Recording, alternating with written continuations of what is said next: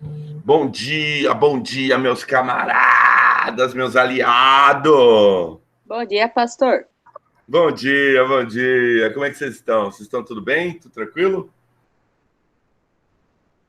54 pessoas na sala, ô louco. Vamos lá então, vamos trabalhar, vamos trabalhar. Então, é o seguinte, cara. Primeira pergunta. Como é que foi o simulado? Simulado não, o simulado, a prova aberta, a prova aberta. Como é que foi? Cara, você foi bem específico, hein? Mas e aí? Mas foi tudo a contento, né? Aí, Uma tirando as coisa. partes específicas, o resto deu tudo certo. Tirando as partes específicas, que no caso todas elas foram, né? Olá, que sacanagem. O pessoal ainda não. Eles devem estar organizando, compilando, né? Então devo ter acesso hoje, né? Para começar a fazer a correção, né? Hoje, o quanto antes aí, aproveitar que hoje. Hoje a gente está online, né, cara? Por exemplo, não vou precisar me deslocar à tarde, né? E aí o pessoal vai fazer prova à tarde, né? Mas a frase foi muito específica. Ô, louco, mas a da frase foi muito específica. Qual da frase? Como assim, Manuel? Muito específico.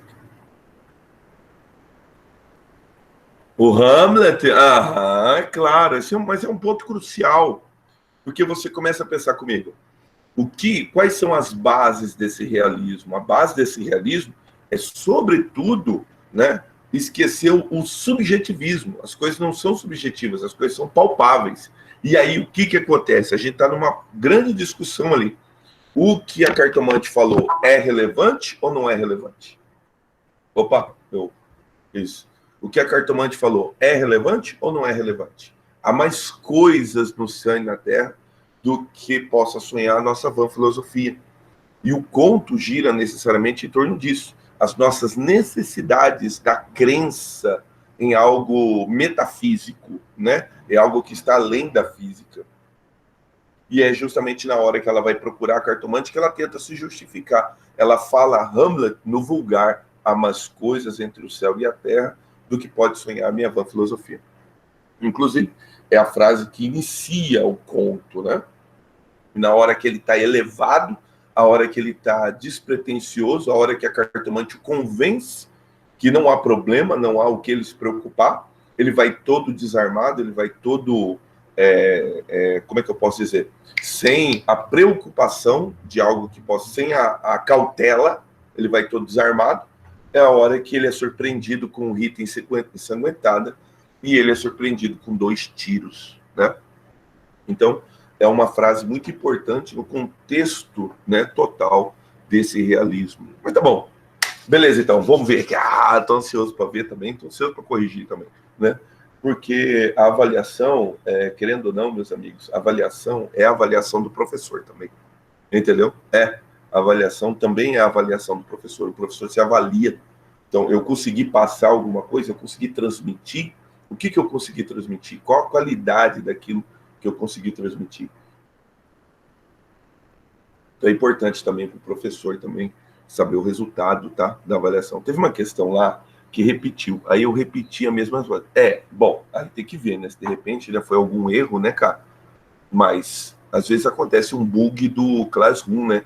Mas isso mesmo, aí você responde a mesma coisa. Dá é você responder uma e outra no outro, né? Aí, ó, viu? A Emanuele viu também. Então pode ter sido algum bug mesmo, né? Alguma coisa que possa ter acontecido. Mas você prestou atenção mesmo se era repetiu tudo mesmo ou de repente tinha alguma coisa de diferente? Tinha que ver também, né? Parece ser repetido, mas tem alguma coisa de. Então tá bom. Então sonhei, então tudinho, então beleza.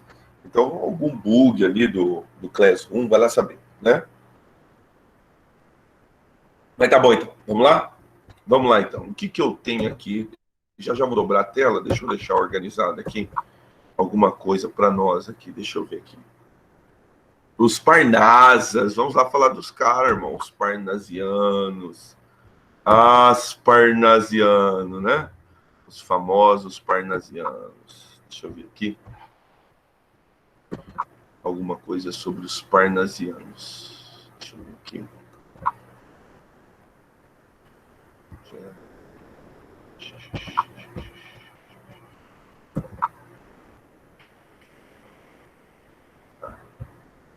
parnasianos.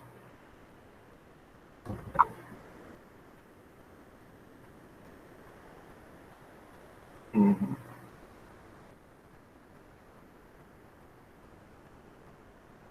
É. Uhum.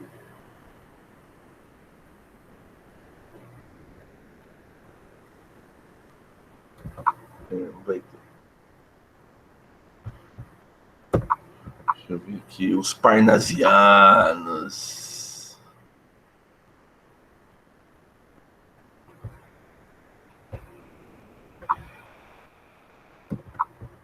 Vamos a eles, então. Os parnasianos.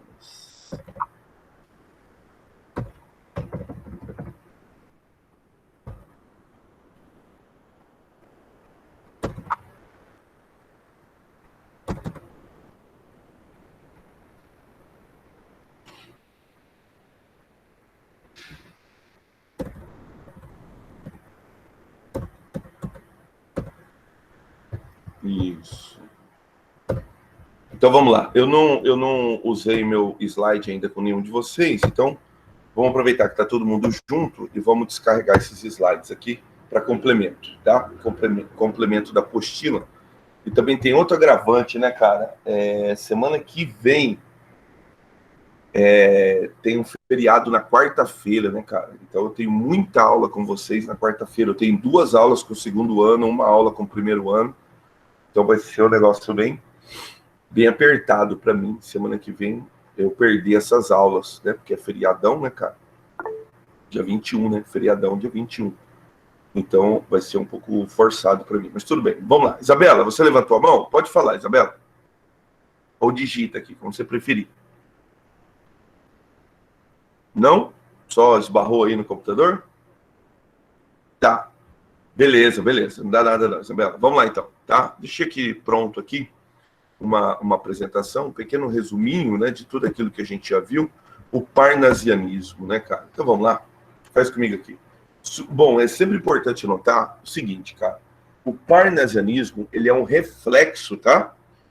De algo que hoje é difícil a gente entender sobre o seguinte aspecto, que hoje a gente não tem, né, cara, um país assim, para falar assim, não, esse país aí é um país irmão, um país que o Brasil foi muito tempo assim com os Estados Unidos. Hoje a gente vê esse reflexo, que é na língua inglesa, né? A língua inglesa, ela é ensinada na sua maioria nas escolas, né? Muitos de vocês têm formação em língua inglesa, fazem inglês há muito tempo. Supostamente é a língua global, né? Supostamente, tá? O que acontece? Isso acontece muito depois do Plano Marshall, depois da Segunda Guerra Mundial, onde os norte-americanos, né, com a decadência total da Europa, né, a Europa está toda destruída, né, desfacelada com a Segunda Guerra,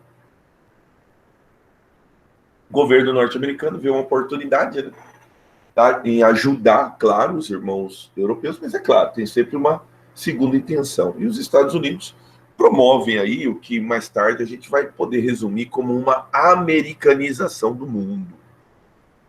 É um reflexo muito palpável hoje para vocês, na medida que eu não tive ainda essa oportunidade, mas com certeza alguns de vocês sim.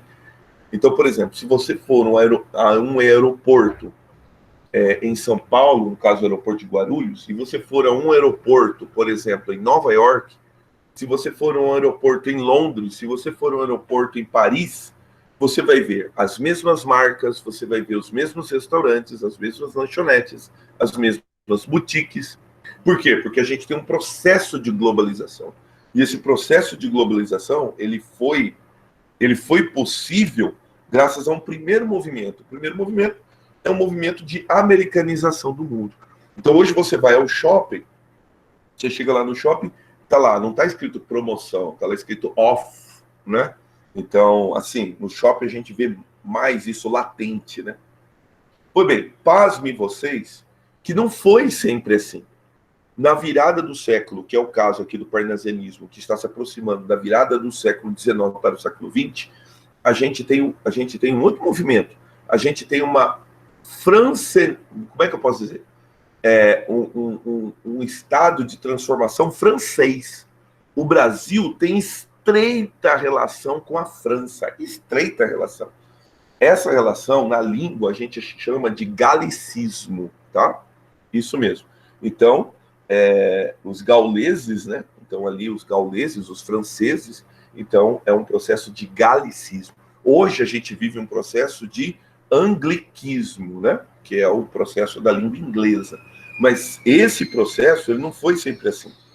Na virada do século, eu posso dizer, na segunda metade do século XIX e na primeira década, as primeiras décadas do século XX, antes de Segunda Guerra Mundial, etc., etc., nós mantínhamos estreita relação com a França. Então, é um processo de galicismo. Muitos dos vocábulos que nós temos hoje são vocábulos de origem francesa, tá?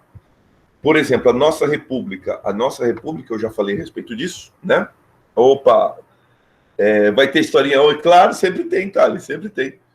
No caso, a nossa república, ela foi organizada em cima de um mote positivista, e Auguste Comte era francês, né? Então, na bandeira do Brasil está escrito lá, ordem, progresso, né? Nossa república foi organizada a partir do processo de república de Montesquieu. Então, onde o poder é legislativo, judiciário e executivo, tá? Então, nós tínhamos muita influência da França. Até hoje, né, nós temos vocábulos que são vocábulos oriundos da França. Alguém gostaria de digitar aí algum vocábulo francês que você conhece? Sou capaz de apostar que você deve conhecer no mínimo 20, no mínimo 50, tá? Vocábulos de origem francesa. Alguém quer descarregar? Alguém lembra de algo que você fala no dia a dia e que é de origem francesa? Pode digitar aí.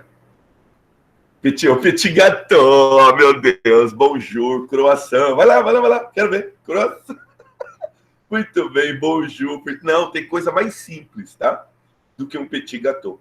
Ui, cara, ui. Não, ui não é, não. Ui não é. Vamos lá. Omelete, Gabriel, não sei, o povo francês, meu Deus, o povo francês. Sacanagem. Não, cara, eu quero vocábulos franceses. Vocês receberam aquele meme que o professor de biologia estava numa aula e falou assim, eu quero saber o que a barata tem, né? E aí um aluno falou, ela tem asa. Não, gente, o que ela tem, né? Aí alguém foi lá e falou que ela tem saia de filó, porque lembrou da musiquinha, né? É mais ou menos isso daí, né? O guri foi, né, voou, pão francês. Tá, gente, au revoir, beleza, boa voyage, beleza. Ah, tá errado. Pão francês? Não sei. Sinceramente, eu não sei. Deve estar certo, né? Não, gente. Tem vocábulos muito mais simples do seu dia a dia que ele é de origem francesa, tá? Por exemplo, o vocábulo manequim é de origem francesa. Manequim é de origem francesa.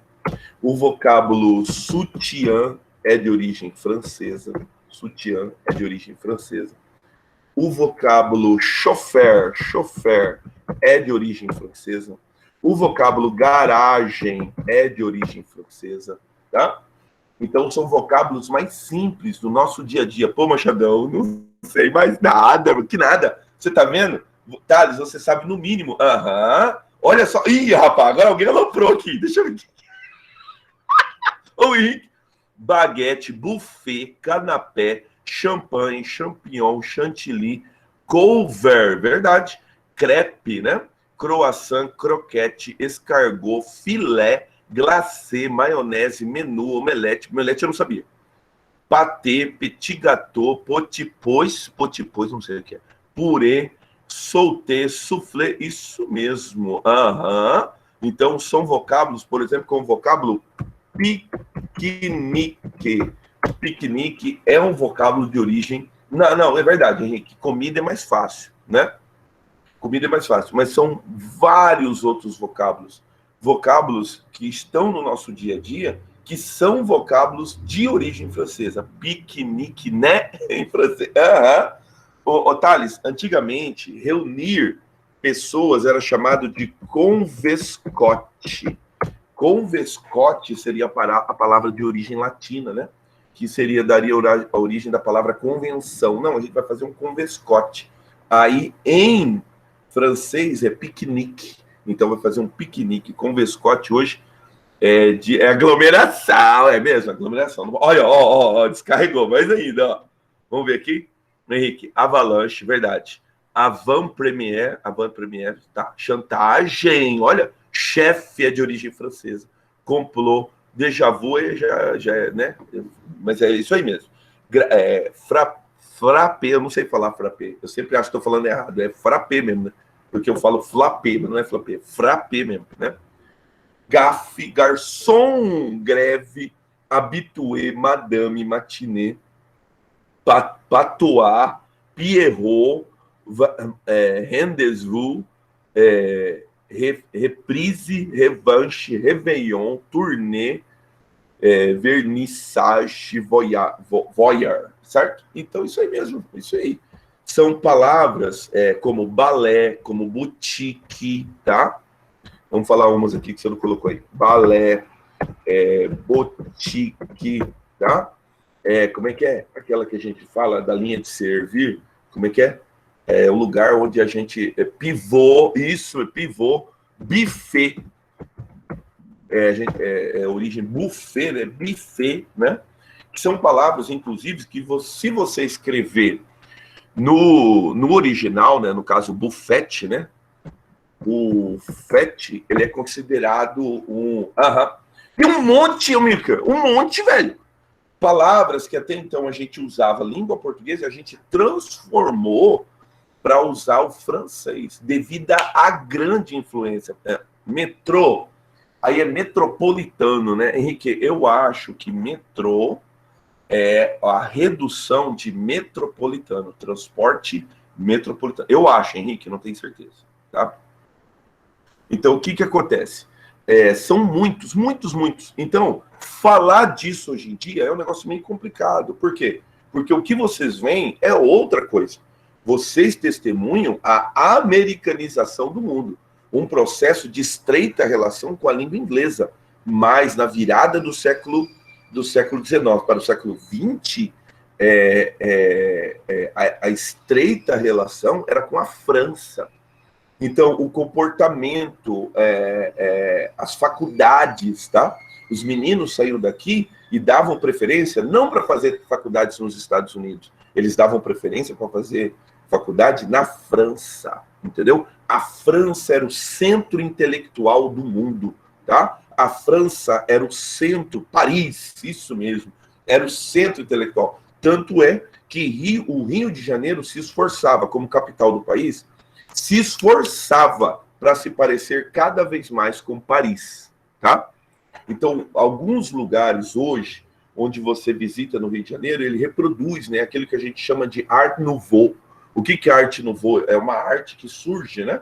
É uma arquitetura que surge a partir do final do século XIX para o século XX. Então, a Art Nouveau, que é uma tentativa de reprodução da natureza, etc., muito presente em Paris, também é muito presente em regiões de São Paulo e regiões do Rio de Janeiro. Rio de Janeiro mais ainda, porque Rio de Janeiro se esforçava, sabe, como capital do país, para se tornar uma nova Paris, né?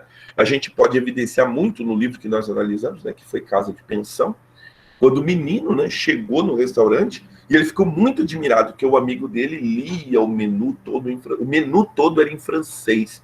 Então nós vamos comer um petit gâteau, nossa, ele ficou muito admirado. Cara, eu tô em Paris, não sei o que, né? Devido a essa estreita influência. Onde que eu quero chegar? Que o parnasianismo, ele não acontece em todo lugar da Europa. Entendeu? Diferente do que aconteceu com o realismo, diferente do que aconteceu com o naturalismo, que também acontece na França, né, com Gustave Flaubert e com Émile Zola, tá? Que acontecem também na França, eles pesteiam os demais lugares da Europa. Então, o realismo, o naturalismo influencia a Europa, como influencia também o Brasil. Só que daí acontece um movimento à parte, um movimento que era da elite, né? dessa, como é que é? Como é que é o nome que se dá? Desse Bela Época, né? Dessa Belle Époque. Então, lá na França era o centro dessa Belle Époque. Então, a França, o que ela faz? Ela não consegue contaminar os outros países da Europa com o parnasianismo. Mas o parnasianismo francês, ele é copiado quase que na íntegra aqui no Brasil. Então, o Brasil vai copiar, o Brasil vai reproduzir uma escola que tinha tudo para ser uma escola exclusivamente francesa. E o Brasil, devido a essa, como que eu posso dizer? Esse desejo, essa necessidade, essa preocupação em se tornar cada vez mais parecido com a França, o Brasil reproduz. Quem não sabe fazer, copia mesmo. É mais ou menos isso daí. Henrique, se você prestar bem atenção, tudo que nós estudamos até agora, ela é uma cópia do europeu. Então, desde o barroco, certo? Então, acontece o barroco na Europa, a gente reproduz aqui. Acontece o arcadismo na Europa, a gente reproduz aqui, né? O neoclassicismo, o arcadismo aqui. Acontece o romantismo foi muito cópia. Foi muito cópia, né? O realismo e o naturalismo não deixam de ser cópias daquilo que propuseram, né? Gustave Flaubert e Émile Zola. E o parnasianismo vai na mesma linha. Daqui a pouquinho a gente vai ter uma outra escola, uma escola muito enigmática, né, chamada simbolismo, que vai ser também uma cópia do que os franceses estão fazendo, tá? E aí o que acontece? Quando a gente vira o século XX, começa aí, né, e é importante vocês notarem, uma necessidade de se produzir uma arte genuinamente nacional. Então, a arte genuinamente nacional, ela vai começar a ser projetada no início do século XX, e a gente diz que isso será inaugurado em 1922, com a Semana da Arte Moderna, que é algo que nós vamos estudar aqui a fundo, né?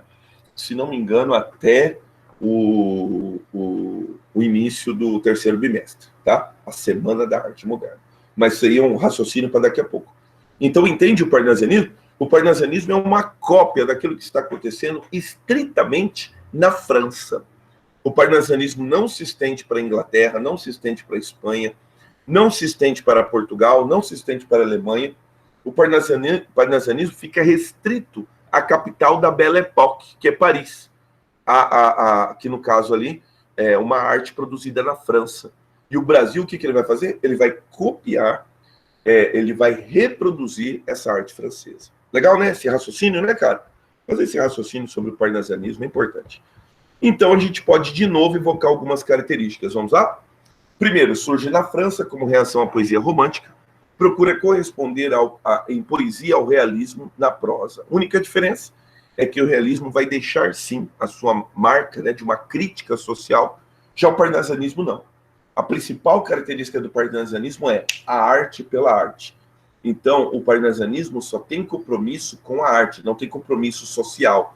Ele não quer criticar a burguesia, criticar o proletariado, não. Ele quer ser uma arte das elites. Então, é a arte cada vez elitizada. Notem que esse processo, depois, para ser retroagido, vai demorar para catiça. Como assim retroagido? É a necessidade da arte ser cada vez mais popular. Isso só vai acontecer na virada, né, cara, do século XX com as vanguardas europeias. As vanguardas europeias vão conseguir popularizar a arte. A arte, então, é um elemento de poucos, é de uma elite. A arte ela é o correspondente, né, de uma sociedade que chegou no seu apogeu intelectual. Isso é para poucos. Isso não é liberado para o povão, tá? Isso mesmo. Características do parnasianismo: objetividade e impessoalidade do poeta. Então, diferente do que acontecia no romantismo, agora ele vai falar de temas como a arte, como a beleza, né? Vai falar do amor? Vai. Vai falar da pátria? Vai, né? Mas vai falar como da mesma forma que se falava na Renascença. São sentimentos universais, tá? O culto à forma, entendido como métrica, rima e versificação. Então, nós conversamos um pouco a respeito disso, né? Então, você traz alguma coisa do primeiro ano, que é a métrica, é a contagem de sílabas métricas. A rima, que é o esquema de rima, eu mostrei o que é uma rima preciosa, uma rima rica e uma rima pobre. E a versificação. A versificação é justamente, né, colocar em versos, né? Então você coloca em versos e aí a habilidade de transformar aquilo que ele vai contar em versos, tá? Utilização de fórmulas poéticas fixas, no caso aí o soneto. Meus amigos, quem não soubesse fazer um soneto não sabia, não era capaz, tá? A pessoa ela não sabia fazer poesia. O cara não era considerado poeta.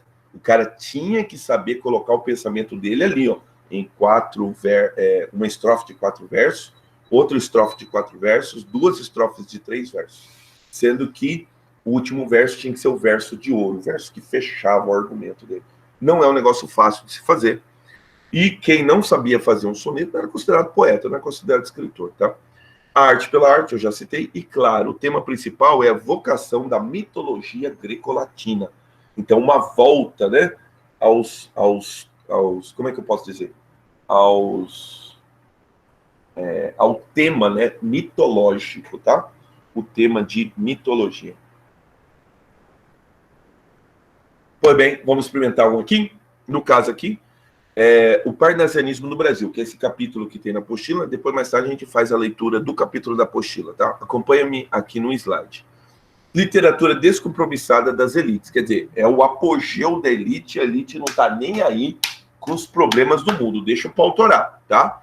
Então, é uma elite, por exemplo, que vai promover a transformação da monarquia para a república. Será durante esse período, né, que nós configuramos chamar de parnasianismo, tá? O absoluto domínio em termos de prestígio. Cara, o parnasianismo era considerado assim, não, essa é a arte verdadeira, é isso aqui que é a arte, entendeu? Formação da tríade parnasiana, que tá lá, eu pedi para você escrever, né, na apostila, tá lá os 3 nomes referentes à tríade parnasiana. Então vamos lá? Quem que vai repetir de novo aí o nome dos caras para mim? A tríade parnasiana, tá lá na apostila. Eu queria achar aqui na apostila onde eu lembro falei. do Olavo Bilac. Isso mesmo, Olavo Bilac. Fala o outro aí. Ah, tá aqui, ó, página 149, né? Vamos lá, vamos digitar lá no diálogo pra gente não esquecer. A tríade, ô louco, Vinícius, Alberto de Oliveira. Vamos lá, evocando o Henrique aqui, Olavo Bilac. Acharam aí na apostila? Qual o outro nome? O terceiro nome? Terceiro nome, Raimundo Correia. Raimundo Correia é, no caso, então, a chamada, né? Correia. Raimundo Correia. Chamada de tríade parnasiana, tá? Então, esses 3 nomes são os 3 nomes mais importantes do parnasianismo. Tiveram outros? Sim. Tiveram, inclusive, a primeira vez que a gente vai ter uma manifestação, assim, ou melhor, uma escritora, tá? É durante o parnasianismo que nós temos uma escritora, inclusive, se não me engano, ela era uma namorada, uma prometida, né, do Alberto Oliveira. Esse lance de relacionamento nas elites era um negócio complicado, tá? O próprio Olavo Bilac foi noivo, acho que acabou não casando, entendeu? O Raimundo, acho que foi o Raimundo Corrêa, que a namorada dele também era poeta, entendeu? Então ele publicava as poesias dela, ela também declamava nos sarais, nos encontros, nos chazinhos, você tá ligado? Então, assim, o relacionamento deles, ou melhor, a vida amorosa deles, a vida amorosa na elite era um negócio bem complicado, né? Por quê? Porque ainda tinha esse negócio, né, da família interferir, né, pai, não querer, né? O que aconteceu com o Machado de Assis? Machado de Assis demorou para casar, né? Porque era negro, né, cara? Então, o pai da famosa Carolina, né, não queria permitir, né, não queria deixar ela casar com o Machado de Assis, porque o Machado de Assis, primeiro, não era formado, tinha só a 4ª série, e era negro, né, cara? Durante muito tempo, Machado de Assis foi pintado como branco, mas era negro, tá? Era mulato. Demoraram para casar, né? Esposa essa que vive com Machado de Assis durante 30 anos, né? 30 anos. Então tá, absoluto domínio, tríade parnasiana, muito bem.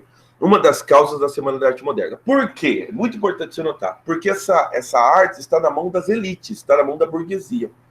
Quando vem a Semana da Arte Moderna, o que a Semana da Arte Moderna quer quebrar? Quer quebrar essa hegemonia da elite. Quer quebrar e quer formar uma arte que reproduza o povo brasileiro, né? Uma arte que seja uma arte estritamente nacional. A gente vai conversar bastante sobre isso. Surge, por exemplo, um novo índio. O índio padrão da literatura era o Peri. O Peri foi, durante muito tempo, a figura padrão da literatura como índio. Então, o que os modernistas fazem? Eles promovem o novo índio. Agora eles promovem Macunaíma. Segundo nome do livro, do Macunaíma, um herói sem caráter. Você vê o elemento paradoxal? Como que ele é um herói e ele não tem caráter? Então, Macunaíma é um herói sem caráter. Então, a Semana da Arte Moderna vai tentar tirar essa hegemonia da mão dos parnasianos. E os parnasianos só vão quebrar com a Semana da Arte Moderna. Porque é difícil quebrar os parnasianos, irmão. Porque era uma arte de muito prestígio. Era uma arte da elite. Fechou? Vamos lá. Os temas aqui no Brasil. Claro, mitologia grega, história greco-latina. A natureza. A natureza é um tema muito corrente. O amor sensual, tá? É um tema recorrente aqui no Brasil, sim, tá? O amor sensual. E outra, um tema muito recorrente, aí nós já gastamos bastante tempo falando disso, né? A pátria.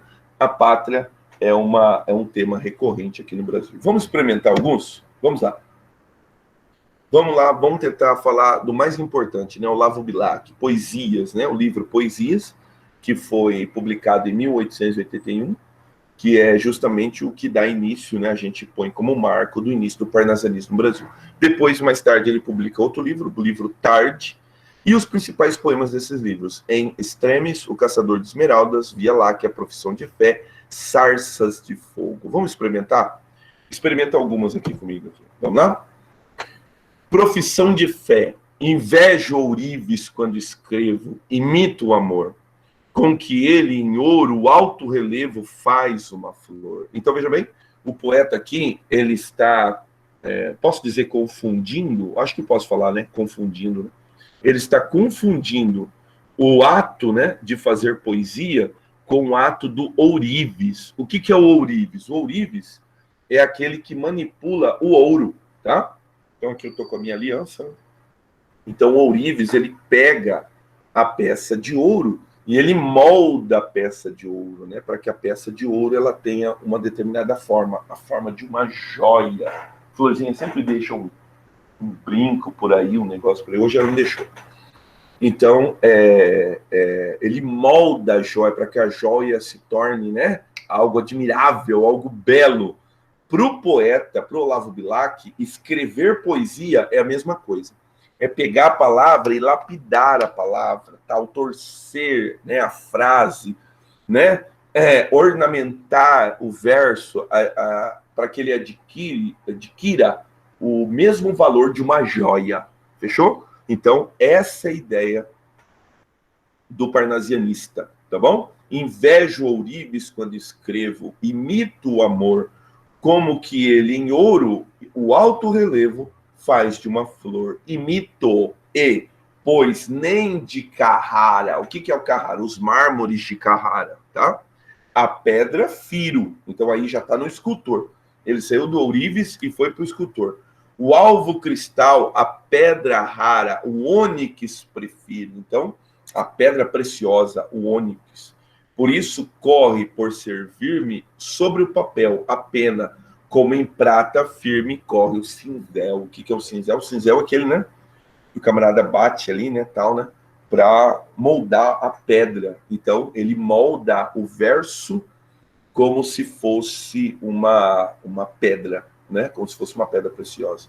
Torce, aprimora, alteia, lima a frase. Enfim, no verso de ouro engasta a rima.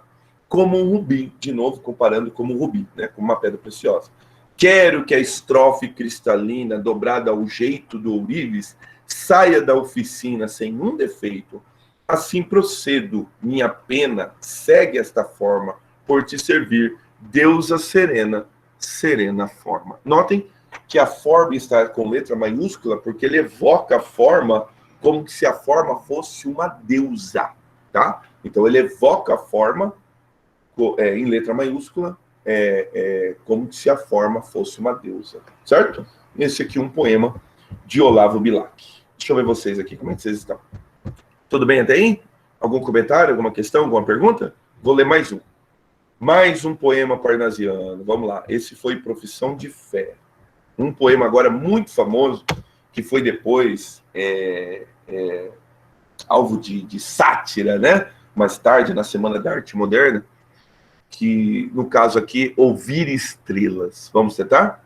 Ora, direis, ouvir estrelas. Certo, perdeste o senso. E eu vos direi, no entanto, que para ouvi-las, muita vez desperto, e abro as janelas pálido de espanto, e conversamos toda noite, enquanto a Via Láctea, como um pálio aberto, cintila. E, ao vir do sol saudoso em pranto, indas procuro pelo céu deserto. Direis agora, translocado amigo, que conversas com ela? Que sentido tem o que dizem? Quando estão contigo?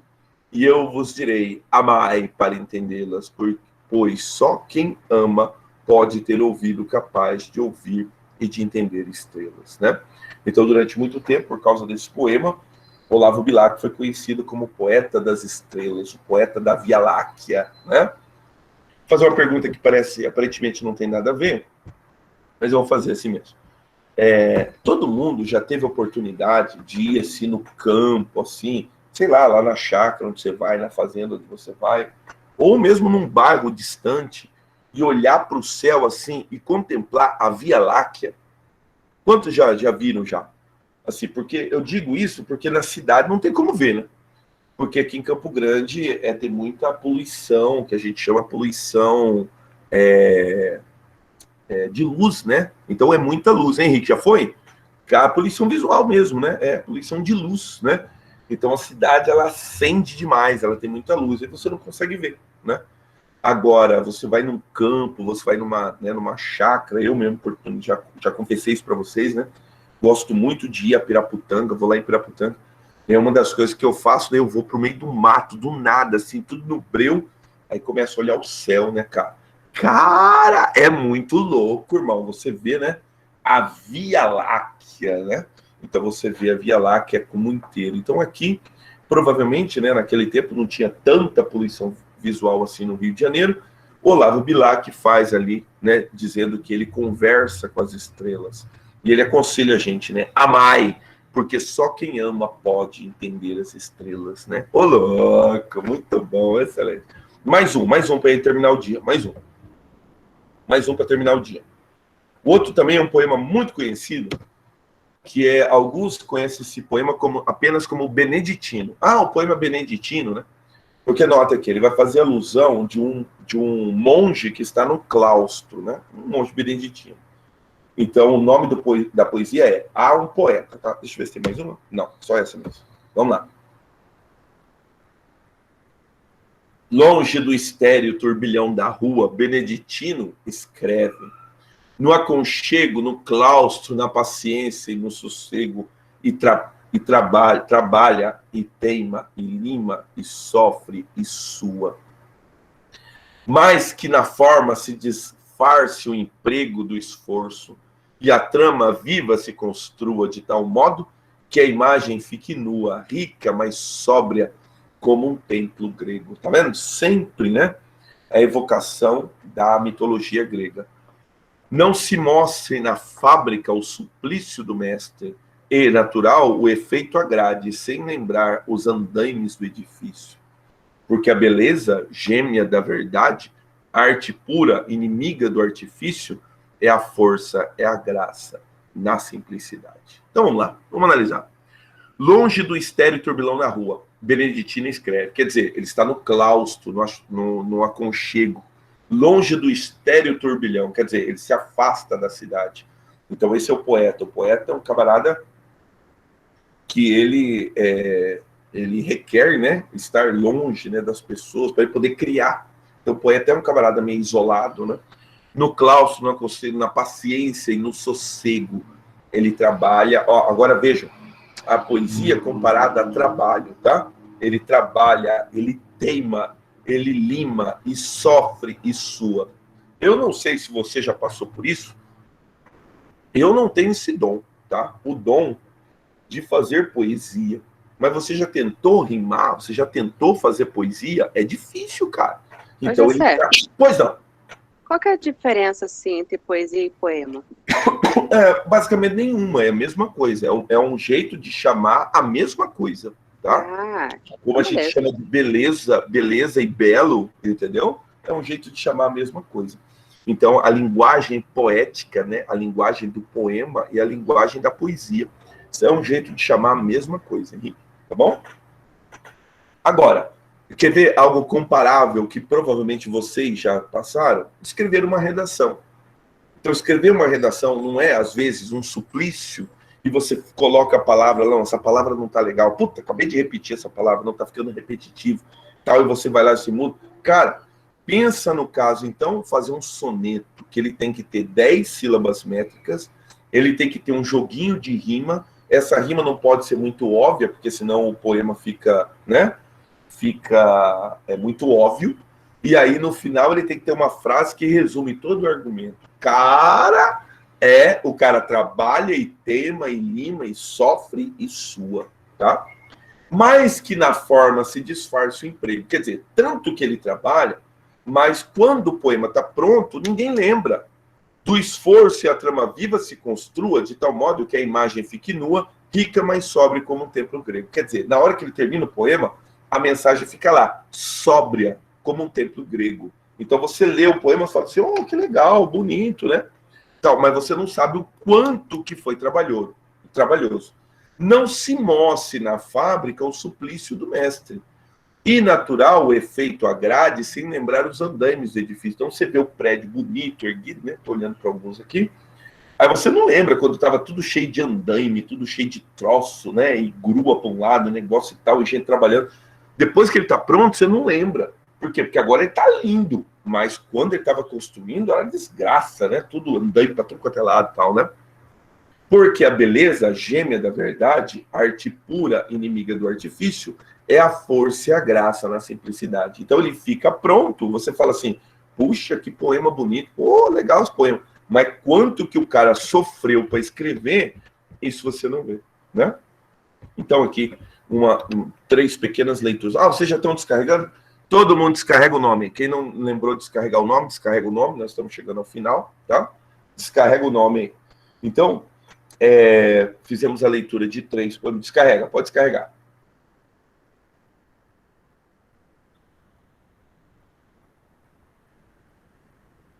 Tá. Muito bem. Então, nós fizemos a leitura de 3 poemas justamente para ilustrar, né, fazer essa ilustração do que seja, né, isso, pode descarregar, do que seja esse parnasianismo, do que seja essa vontade, né, de trabalhar a palavra. Então, o parnasianismo, volto a dizer, ele foi muito célebre, por isso que a gente tem que estudar o parnasianismo. Uma das maneiras de se entender o que acontece com o hino nacional. Por que o hino nacional é assim? É justamente um estudo sistemático do parnasianismo. Entender essa influência francesa, entender essa necessidade dessa elite, né? Promover uma literatura, e aí eu concluo, né? Uma arte, não uma literatura, mas sim uma arte própria dessa burguesia. Uma arte própria que o pobre, a pessoa que não tem acesso a esse pequeno círculo, ela não possa entender, ela não tem como compreender, entendeu? Então, a arte como elemento de exclusão. Então, ele exclui. Por quê? Porque nós aqui pertencemos a essa sociedade, nós somos a elite, nós somos os mandatários, e nós temos uma arte exclusivamente nossa, uma arte que vai celebrar, né, o auge desse capitalismo, o auge dessa segunda revolução industrial, tá? Então, sempre pensando no parnasianismo como a arte das elites. E, é claro, isso, né, faz com que a gente tenha um material de rara beleza, né? É inegável, né, a beleza desse parnasianismo. O parnasianismo que trabalha a palavra, né, a famosa palavra rara, né? Isso mesmo, descarrega o nome aí. Estou esperando vocês carregarem o nome aí, porque o professor já deve estar entrando já. Tá bom? Meus amigos, ó, já está no horário, o professor já deve estar no jeito aí, e eu vou liberando vocês, tá? Para vocês ficarem à vontade aí para a próxima aula. Tudo bem? Meus amigos, ó, um abraço e Tchau, até semana pastor. que vem. Um abraço, meus Falou, amigos. professor. Falou, meus camaradas. Aí semana que vem a gente vai estar também num horário reduzido, porque é feriado, né? Mas a gente vai estar junto na quinta-feira para apenas aquela aula no final, né? No caso, final a minha, né? Porque vocês Semana são... que vem? Não vai ser amanhã, não? Não, desculpa, isso mesmo. É semana que vem, mas amanhã também tem mais uma aula. Verdade, verdade. Eu já estou pensando na semana que vem. Mas Credo, você amanhã quer ir embora, olha só. não é não. É que eu estou pensando, estou preocupado com a semana que vem, porque o pessoal do segundo ano tem 2 aulas comigo na quarta-feira. Então o pessoal do segundo B, eu nem vou ver semana que vem, entendeu? Então eu já estou preocupado com isso, já estou antenado nisso já. Tá bom, então? Meus amigos, um abraço, tá? Até amanhã. Amanhã a gente tá firme junto de novo. Um abraço. Falou. Falou!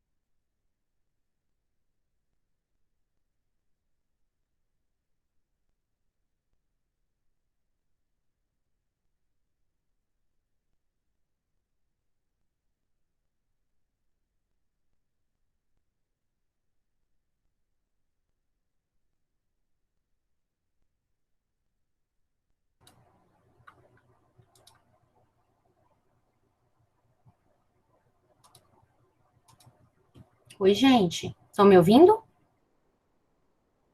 professor já saiu da sala?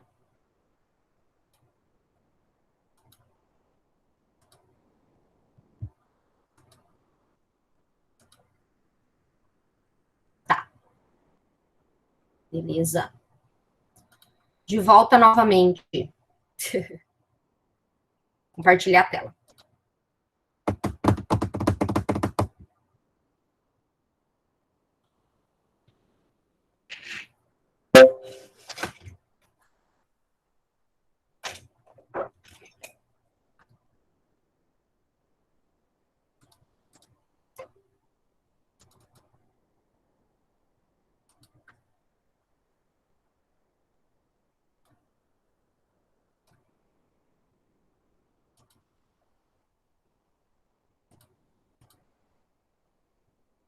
Bom dia de novo. Bom dia de novo.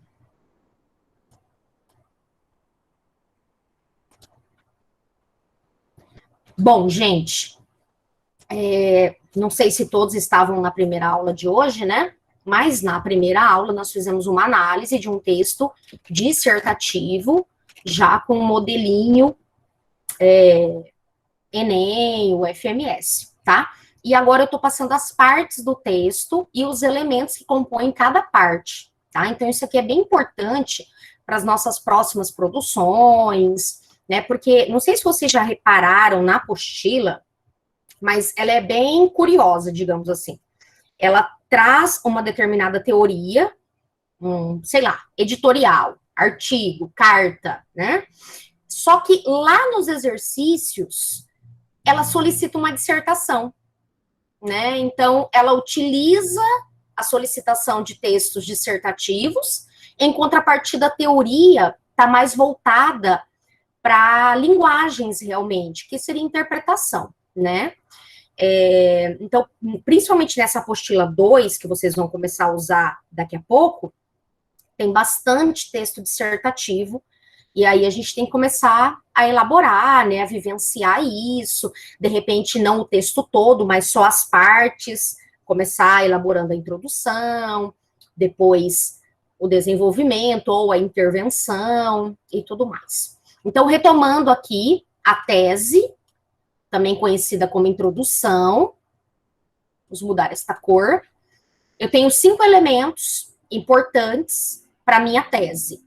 Destacar o tema, lembrando assim que o tema geralmente é uma palavra-chave, igual ao ano passado, doenças mentais, mulher, violência contra a mulher, uma expressão que realmente chame a atenção, que é a temática envolvida, a problematização, que são os recortes. Geralmente o Enem traz uma problematização, tipo, combate à intolerância religiosa no Brasil, efeitos da implantação da lei seca no Brasil, certo? Estigma, igual no passado, estigma às doenças mentais. Na verdade, o que derrubou os candidatos foi essa palavra, porque muitos não sabiam o significado de estigma, e, por fim, que não argumentaram com base nesse recorte, que era para você trabalhar justamente o tabu em torno dessas doenças mentais, como, por exemplo, a depressão, que as pessoas às vezes sinalizam que não estão bem, enfim, e a família acaba não acreditando, né? Em seguida, o repertório, que é a contextualização, lembrando que isso aqui não segue uma ordem exata, tá? Não segue uma ordem exata. É tenso mesmo, Henrique, porque esse é um tema ainda pouco explorado na sociedade. A família é uma das primeiras a dizer que é mimimi, que é frescura, que isso não existe. E aí os índices de automutilação, de doenças associadas a isso, como compulsão alimentar, anorexia, bulimia, automutilação e até mesmo o suicídio aumenta cada vez mais. É coisa de adolescente, é frescura, né? Na minha época, na sua idade, eu já estava trabalhando, ganhando meu dinheiro, fazendo tudo em casa, e você tem tudo e não dá valor, não é assim? Pois é. A gente sabe, né, que é assim. Às vezes, a família diz isso até projetando uma possível ajuda, né? Mas, de fato, a ajuda ela tem que vir realmente de um profissional que possa nos orientar o que está acontecendo, se é necessário se preocupar ou não. Para isso que existem os psicólogos, psicopedagogos, psiquiatras, né? Para que eles nos deem esse norte. Porque, às vezes, realmente, nós somos falhos, né? Nós somos falhos, e às vezes a gente acha que não é nada, ou acha que é alguma coisa, acaba se precipitando e não é nada. Então, os dois lados isso pode acontecer, mas sempre é importante que não só a família, mas a escola esteja atento, que a mídia trate mais desse assunto, né, para que as pessoas também, às vezes, elas nem reconhecem que elas não estão bem, entendeu? Por isso que é importante que a mídia também aborde esse tipo de tema, por meio, pode ser por meio de ficção mesmo, né, uma novela, uma série, ou por meio de campanhas, né, entrevistas, e por aí vai. Isso, é muito subjetivo, exatamente. É o que eu disse, né, às vezes a gente se preocupa demais e não é nada, e às vezes se preocupa de menos e é algo sério. Então, na dúvida, é bom procurar um profissional. Não sou, não. Eu sempre não sou noveleira, não. Até porque eu não tenho tempo de assistir, sabe? Mas, assim, eu sempre cito a questão da novela nas aulas, porque eu acho que é um artifício interessante. Não, não tem. Triste Fim de Policarpo, não. É sempre interessante usar a novela nas redações, porque a novela tem um grande público que assiste e, dependendo do tema que ela retrata, ela traz uma reflexão social. Dentro do busão, as pessoas que estão indo para o trabalho de manhã, elas vão falar do que aconteceu na novela no capítulo anterior, entendeu? Pois é. Na verdade, a Globo, né?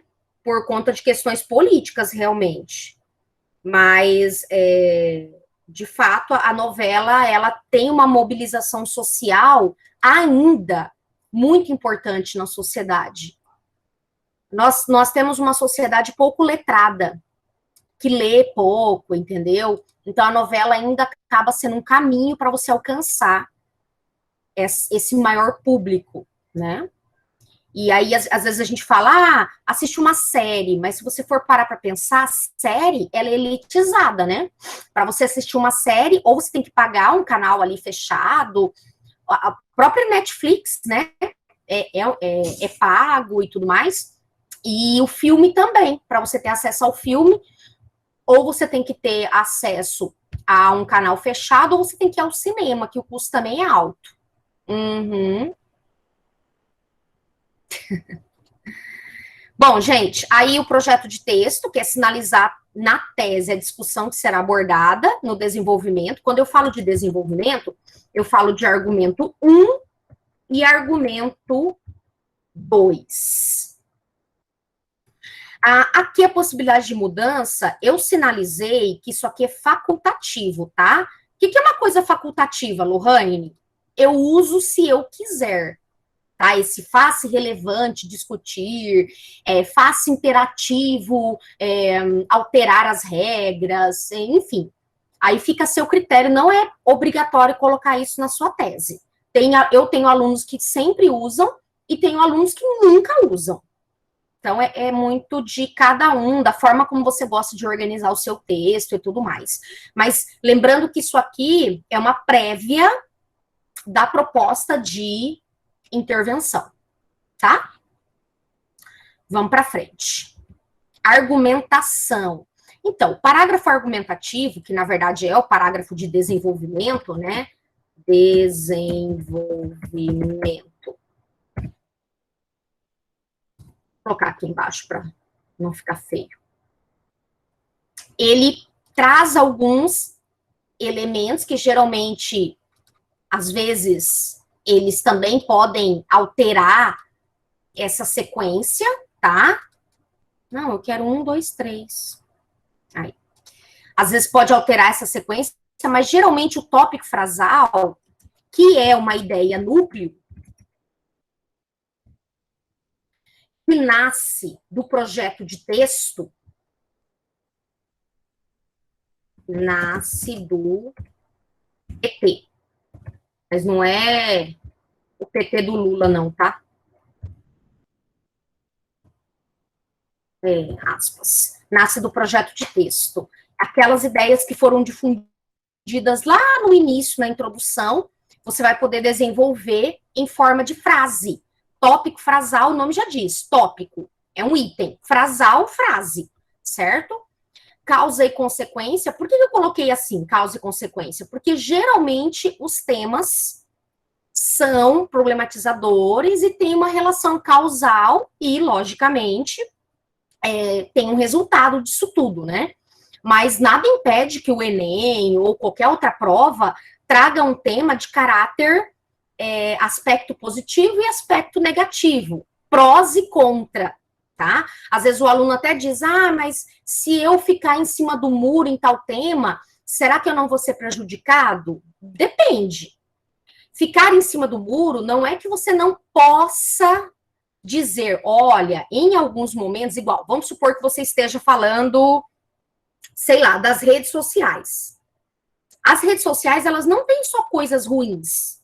Elas servem para comunicação, elas servem para interação, hoje elas servem para o comércio, elas têm aspectos positivos. Em contrapartida, os aspectos negativos são os que chamam mais atenção.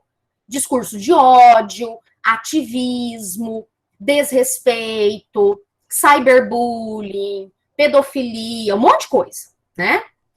Tudo bem. Eu posso sinalizar isso no meu texto. E lá na intervenção, criar mecanismos para amenizar aquilo que eu problematizei como negativo.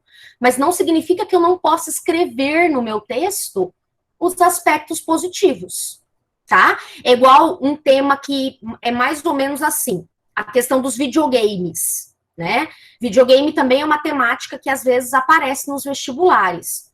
Hoje em dia, as crianças e os jovens, eles foram acometidos pela influência do videogame. E às vezes passam horas, dias jogando sem parar, não sei o quê. Até que ponto o videogame é nocivo? Até que ponto ele é saudável, certo? Por exemplo, nós temos hoje em dia jogos de videogame que são específicos para crianças especiais serem alfabetizados e tudo mais, né? Em contrapartida, será que o problema não está no tipo do jogo, no tema que ele atua, ou no tempo que essa criança ou esse adolescente dedica para esse jogo, né? É a comunidade, muitas vezes. Você fala comunidade, aqueles que jogam aquele determinado jogo? Entendi. Também, né? Bom, então causa e consequência seria o que eu chamo de autoria, que é argumentação mesmo. Ah, entendi, a competição. Uhum. Entendi, Henrique. Interessante esse seu comentário. Aham. E acaba trazendo transtornos mentais, né? Porque essa ideia de competição gera problemas, né? A longo prazo. Uhum.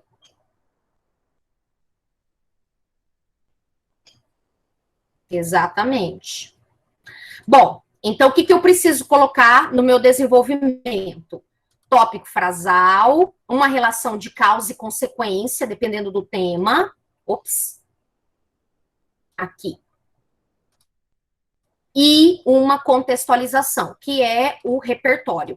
Lembrando assim, gente, a gente está toda hora falando de repertório, né? Que é interessante usar repertório, que é interessante deixar o texto justificado, blá, blá, blá, blá, blá.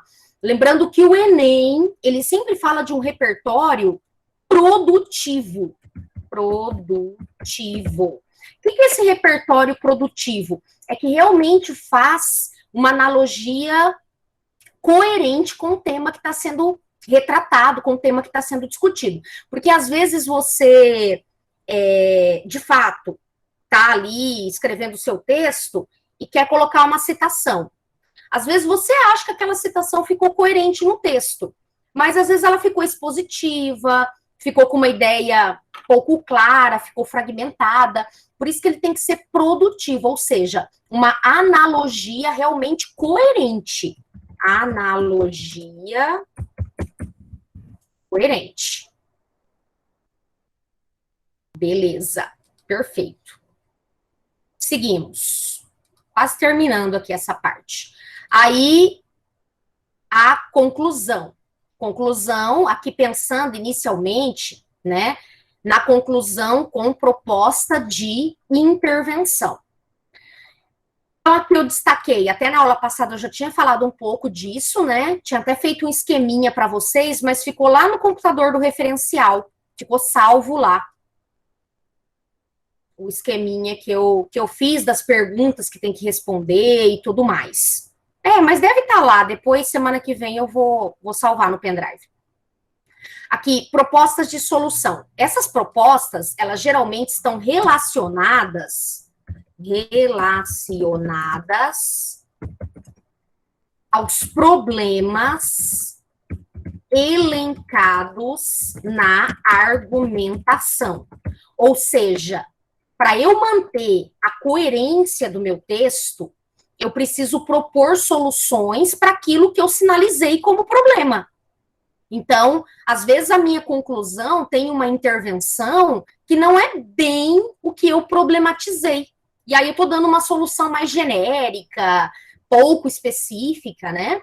Então, sempre prestar atenção a quais problemas eu diagnostiquei para que eu consiga, de fato, fazer uma intervenção plena, completa, inteligível e tudo mais. Aqui eu dei um destaque para os GOMIFs. Na verdade, os GOMIFs, eles são os agentes, tá? Eles são os agentes que podem intervir nessa estrutura de proposta de intervenção. Aqui eu tenho governo, ONG, mídia, indivíduo, família, educação e sociedade, tá? Desses agentes aqui, eu tenho aqueles outros elementos que a gente viu um pouquinho na semana passada, né? O agente é quem fará determinada ação, tá? O que fará é a ação propriamente, geralmente é o verbo. Como fará, geralmente é o meio, a estratégia que vai ser utilizada. E o efeito. Para que eu estou desenvolvendo essa estratégia? E em meio a esses 4 elementos, quem, o que, como e efeito, que seria meu objetivo, que seria minha finalidade, eu preciso ter um detalhamento. Detalhamento. Um desses elementos precisa ser detalhado, tá?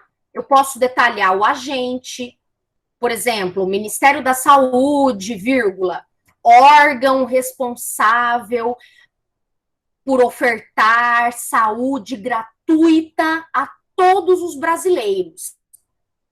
É o detalhamento do Ministério da Saúde. Eu posso detalhar o agente.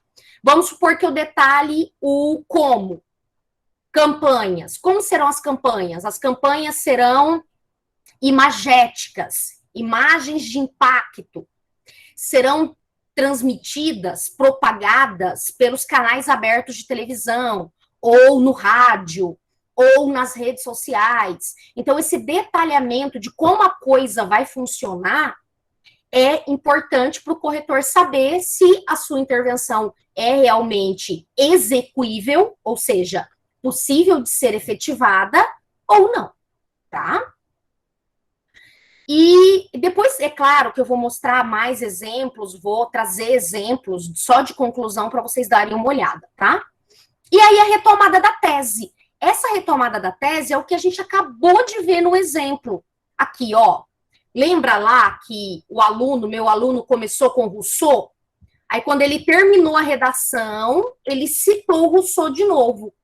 Essa retomada não necessariamente precisa ser a retomada da citação, ou de quem escreveu, enfim. Pode ser a retomada da ideia central, tá? Enfim, tanto faz. Mas sempre pensando assim, que o fecho, que é essa retomada, tem que priorizar mecanismos constitucionais, como, por exemplo, igualdade, equidade, bem-estar coletivo, que mais? Harmonia social, blá, blá, blá, blá, blá. Tá? Tem que tentar priorizar esses elementos para mostrar para o corretor que o objetivo do texto é realmente transmitir uma possibilidade de mudança que não fira os direitos humanos e que seja passível de melhoria a todos, tá? Tudo bem até aqui? Tranquilo? Querem perguntar alguma coisa?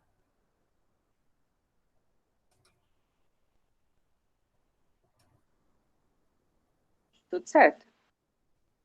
Então, tá bom. Aqui acabou. Já tô até desejando boa prova, ó. Mas eu vou abrir outra projeção, tá? Deixa eu salvar isso aqui.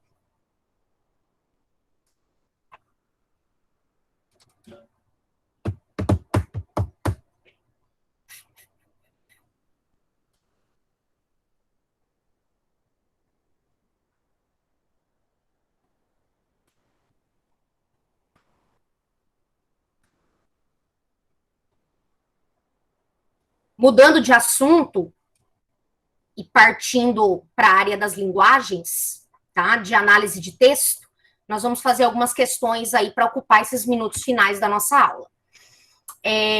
Eu trouxe essa tabelinha aqui, esse infográfico, para mostrar o que, dentro da prova de linguagem, o que mais cai no Enem. Vocês sabem que nós temos uma prova de linguagens que tem 45 questões e, em meio a essas questões, o que será que mais aparece, o que será que mais cai, né? Então, é importante a gente estar atento, ó. No ranking aí de liderança, tá a interpretação de texto. Aí você deve estar pensando aí, falar, mas claro, né, a prova de linguagens é interpretação de texto.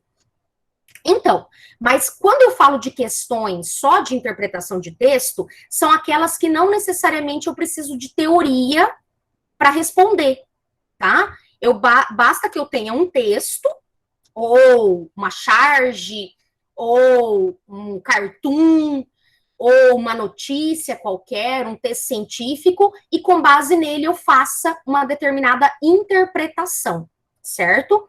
Então, são aqueles textos mais, tipo, depreende-se do texto que, certo? Aquelas interpretações mais gerais, digamos que mais simples. Aí depois, gêneros textuais, ó, tá ali no segundo lugar nesse ranking, cai bastante questão sobre gênero textual, tá? Lembrando que os gêneros textuais, nós vimos no ano passado, na primeira série, um monte, né? A apostila trouxe várias vezes esse conteúdo, falando de gênero, só para relembrar um pouquinho, aqui tem uma tabelinha, ó, não sei se vocês lembram, os tipos, que são os grandões, os gordinhos, narrativo, descritivo, argumentativo, expositivo e instrucional.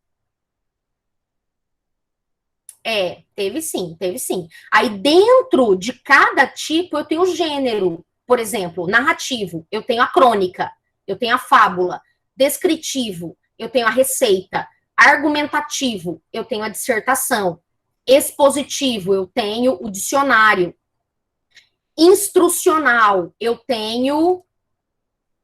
Peraí, deixa eu diminuir aqui, tá muito pequeno, não tô enxergando. Tenho o horóscopo, a propaganda, o manual, tá?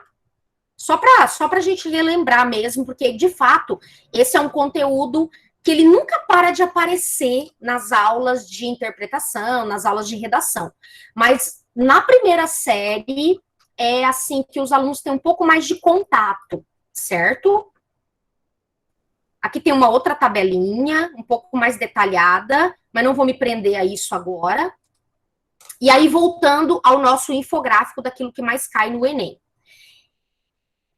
Questões de gêneros, né? Relação intertextual. O que é essa relação intertextual? São questões que apresentam dois textos. Intertexto. Por exemplo, um determinado texto poético e aí uma música, certo? Eu tenho muitos textos poéticos que deram vida a músicas que nós temos hoje, certo? Questões que envolvem norma culta e norma popular, quer dizer, a linguagem popular, né? A norma padrão e a língua falada. Isso aparece bastante também, porque um dos objetivos do Enem é romper com o preconceito linguístico que existe de forma significativa no Brasil. Funções de linguagem. Existe uma diferença entre funções e figuras. As funções, elas caem mais no Enem do que as figuras, por incrível que pareça. As figuras, elas são mais difíceis, mas as funções, elas aparecem em vários textos do nosso cotidiano, além do que, às vezes, um texto tem mais de uma função. Para a gente relembrar aqui bem rapidinho, né? Referencial, com um F só, conativa, fática, emotiva, poética e metalinguística. Essas são as funções. Uma das que o Enem mais gosta de explorar é a função referencial. Por quê? Porque são dos textos objetivos, tipo texto científico, reportagens, editoriais, função referencial. Metalinguística também cai bastante.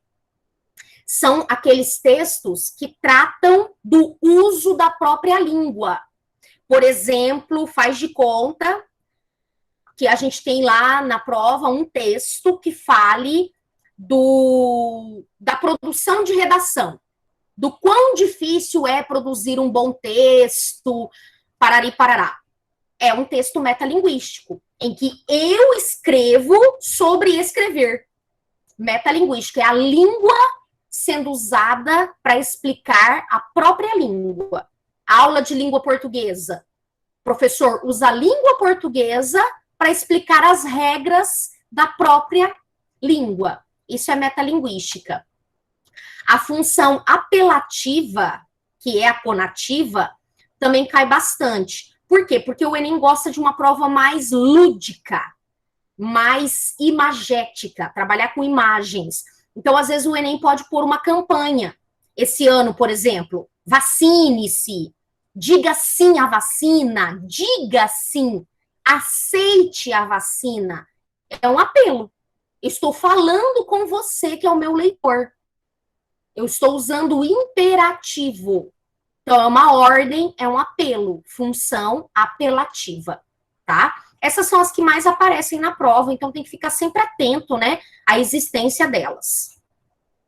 Literatura e artes, que é propriamente literatura, interpretação de textos da literatura brasileira, poesia, prosa e tudo mais.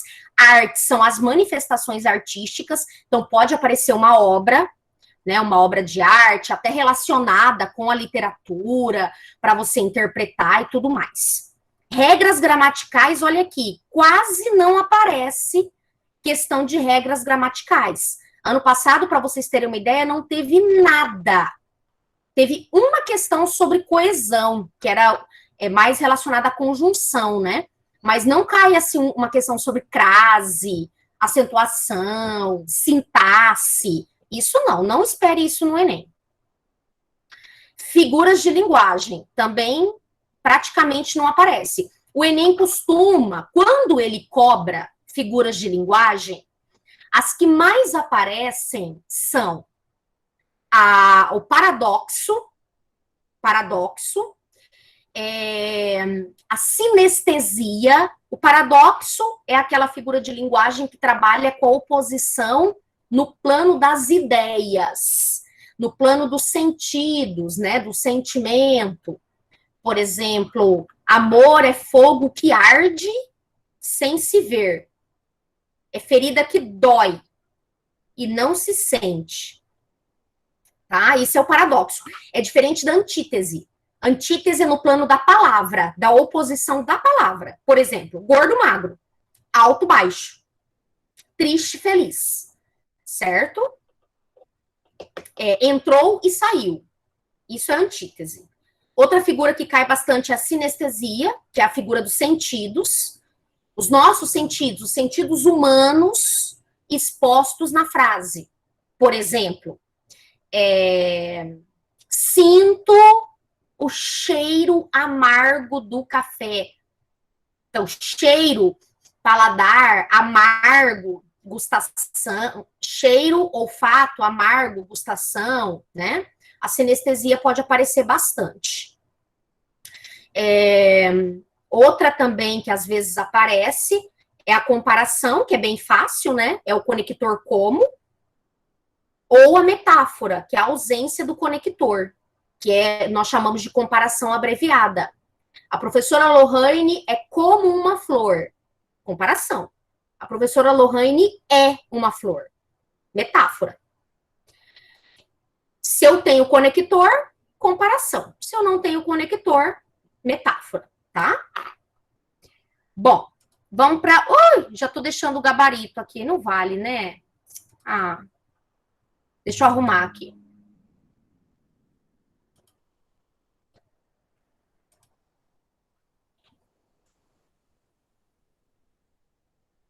Oi, Henrique. Já estão fazendo a chamada, já estão querendo ir embora. Então, cara, falta 10 minutos ainda. Então, deixa eles. Eu vou anotar todo mundo que estiver aqui quando estiver saindo. Vou printar essa chamada aí. Então, primeira questão, já dei a resposta, né? Esquece ela. Vamos para a segunda. Eu não sei se eu já fiz essa com vocês, tenho a impressão de que eu já fiz. Ó, deixa eu começar a ler, ver se alguém lembra. Qualquer que tivesse sido o seu trabalho anterior, ele o abandonara, mudara de profissão e passara pesadamente a ensinar no curso primário. Era tudo que sabíamos dele. Já, né? É da garota com fetiche no professor. Isso mesmo. Ah, não, então eu já passei. Será que eu já passei essa também? Será que eu já passei todas? Olha essa, reclame. Se o mundo não vai bem a seus olhos, use lentes ou transforme o mundo. Ótica olho vivo agradece a preferência. Esse a senhora não passou. Então, aqui eu tenho o título, né, em destaque, que é reclame. E aí, inicialmente, quando a gente começa a ler, você tem a impressão de que é uma poesia normal. Se o mundo não vai bem, a seus olhos. Aí, de repente, use lentes. Ótica olho vivo. Então, na verdade, é uma propaganda. Ó, os gêneros podem ser híbridos. O que isso quer dizer? Apresenta mais de uma característica. Ou seja, no mesmo texto narrativo que conta uma história, eu posso ter uma descrição. Aqui eu tenho um caractere poético, uma estrutura poética, mas eu tenho uma propaganda, ou seja, eu tenho um texto publicitário. Ele é híbrido, ele soma características, certo? Ó, mesclando características de diferentes composições textuais que circulam socialmente. Nesse poema, o autor preservou o gênero publicitário. A seguinte característica do gênero, o que ele preservou do gênero publicitário? Extensão do texto, emprego da injunção, apresentação do título, disposição das palavras ou pontuação dos períodos.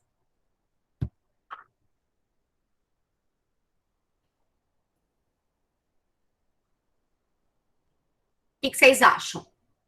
O que ele manteve aí que é característica do texto publicitário? Por que nós conseguimos perceber que é uma propaganda de lentes de contato? Isso mesmo, Henrique, injunção. Vocês sabem o que significa injunção? Injunção significa apelo. Ele é um texto que tem caráter instrucional. Isso. Exatamente, Henrique. Olha lá. Se o mundo não vai bem, use lentes, transforme, reclame. Então, eu tenho o uso do imperativo, exatamente, a letra B, emprego da injunção. Muito, muito bem. Mais uma. Também não sei se já fiz essa com vocês. Vou começar a ler, qualquer coisa, avisa. Glossário diferenciado. Outro dia, vi um anúncio de alguma coisa que não lembro o que era. Como vocês podem deduzir, o anúncio era péssimo. Lembro apenas que o produto era diferenciado, funcional e sustentável. Pensando nisso, fiz um glossário de termos diferenciados e suas respectivas funcionalidades. Diferenciado, um adjetivo que define um substantivo, mas também o sujeito que está sendo usado, que está usando. Quem fala diferenciado poderia falar diferente, mas escolheu uma palavra diferenciada, porque ele quer mostrar que ele próprio é diferenciado. Essa é a função da palavra diferenciado, diferenciar-se. Por diferenciado, entenda, mais caro. Estudos indicam que a palavra diferenciado representa um aumento de 50% no valor do produto. É uma palavra que faz a diferença. Tá. Então, primeiro ele começou a dizer que ele não entendeu bem o objetivo de uma determinada propaganda que ele viu, de um determinado produto, né, que só dizia que o tal do produto era diferenciado. Aí ele cria uma estratégia para definir esse produto. Na verdade, essa estratégia de definição da palavra diferenciado, dentro dos gêneros, é chamado de verbete, certo? Então, ó, os gêneros são definidos, entre outros fatores, por sua função social. Nesse texto, um verbete foi criado pelo autor para... Qual o objetivo dele ter criado esse verbete? Atribuir novo sentido a uma palavra, apresentar as características de um produto, mostrar um posicionamento crítico, registrar o surgimento de um novo termo ou contar um fato do cotidiano. O Henrique diz que é D.